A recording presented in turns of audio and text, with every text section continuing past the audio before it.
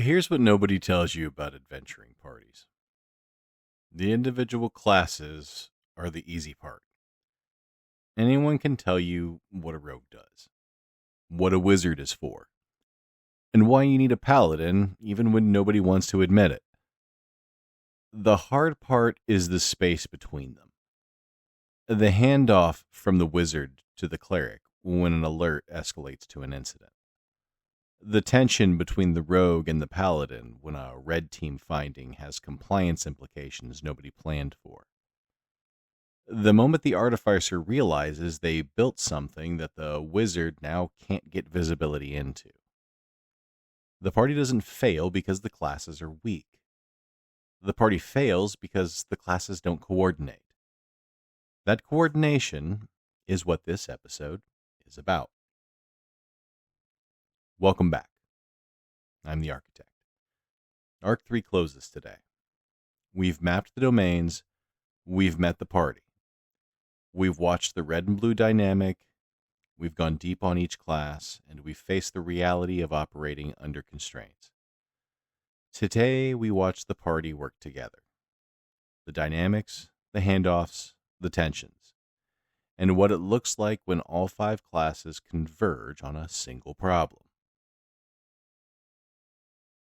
Security work flows through the party. It doesn't stay in one class's hands.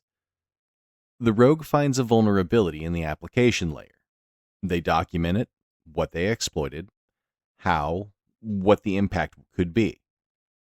That report goes to the Artificer, who owns remediation, and to the wizard, who needs to know what an exploitation attempt looks like in the logs in case someone else found the same door, and to the Paladin, who needs to assess whether the vulnerability triggers a disclosure obligation, and to the cleric, who decides whether this escalates above the security team.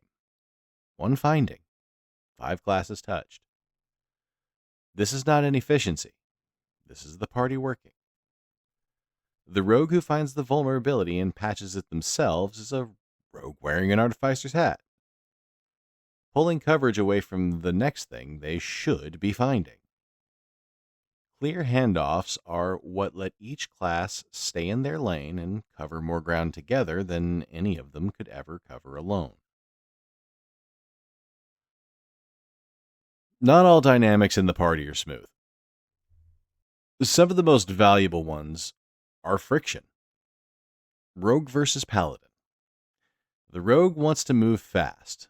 Find the weakness, fix the weakness, find the next one. The Paladin wants documentation, process, and formal risk acceptance before anything changes. This tension exists because both instincts are correct. Speed matters in security. Process also matters in security. The resolution isn't choosing one. It's building a process fast enough that it doesn't slow the rogue down and rigorous enough that the Paladin can defend the decisions. Wizard versus Artificer. The wizard wants more visibility, more logs, more detection coverage, more sources feeding the sim.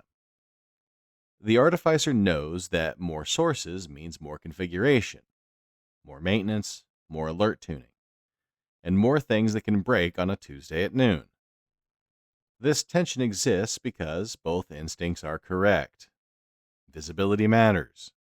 Operational stability also matters. The resolution is prioritization. Not every source is equally valuable. Add the ones that cover the highest risk gaps. Maintain what you have before adding what you want. The cleric holds these tensions, not by resolving them, by making sure they stay productive instead of becoming dysfunction. The rogue and the paladin who never talk to each other build a security program with gaps between them. The rogue and the paladin who fight it out in a room with a cleric mediating build a security program that is both fast and defensible. Here's what it looks like when all 5 classes converge. A vulnerability is identified. A critical flaw in an internet-facing application, known to be actively exploited in the wild. The rogue found it during a scheduled red team exercise, documented it, reproduced it, confirmed it's real. The wizard immediately checks the logs. Has anyone tried to exploit this already? Are there indicators in the traffic that match what the rogue demonstrated? The Artificer assesses the remediation. What's the patch path? What systems are affected? What's the fastest way to reduce exposure while the full fix is developed? The Paladin reviews the regulatory implications. And does this trigger breach notification obligations? Is there a patch management SLA we're already violating? What does the auditor need to know?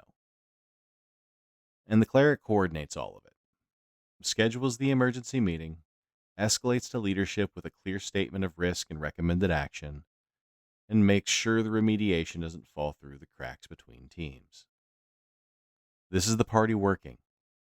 Not 5 people doing their jobs independently. 5 people doing their jobs in sequence and in parallel, each one making the others more effective.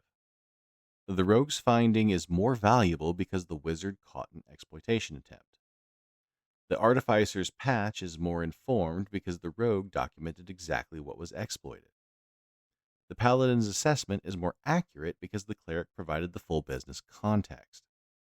This is the whole party, aimed at one problem. We covered red, blue, and purple in episode 20. The purple team model isn't just a testing methodology. It's a philosophy of how the party should operate all the time. Red and blue share what they know. The rogue tells the wizard what attacks look like from the inside. The wizard tells the rogue what attacks look like in the logs. Both of them are better at their jobs because of it. This is the principle that extends to the full party. The Artificer who has never sat with the wizard during an incident doesn't fully understand which of their controls actually generate useful signal and which ones generate noise. The Paladin who has never been in a red team debrief doesn't understand how attackers think about the compliance boundaries they're supposed to be enforcing. The cleric who has never done technical work doesn't understand how long remediation actually takes and chronically underschedules it. The party that shares knowledge across class lines is significantly harder to breach than the party that stays in its lane. The core lesson. A party that knows each other's strengths doesn't just divide work, it multiplies it. The rogue who understands what the wizard needs to see writes better findings reports. The wizard who understands what the Artificer built writes better detection rules. The Artificer who understands what the Paladin needs to prove builds more auditable systems. The Paladin who understands what the rogue finds writes policies that address real attack paths, and the cleric who understands all of them builds a program that is more than the sum of its parts. That's Arc 3, the adventuring party. We've mapped 10 domains, we've met the 5 classes, and we've watched them work together, spar with each other, and converge on shared problems. This is who stands against the threats from Arc 2. Not a brilliant single person, not a technology platform, a party. Coordinated, specialized, each one covering what the others can't. Arc 4 opens next. The arsenal.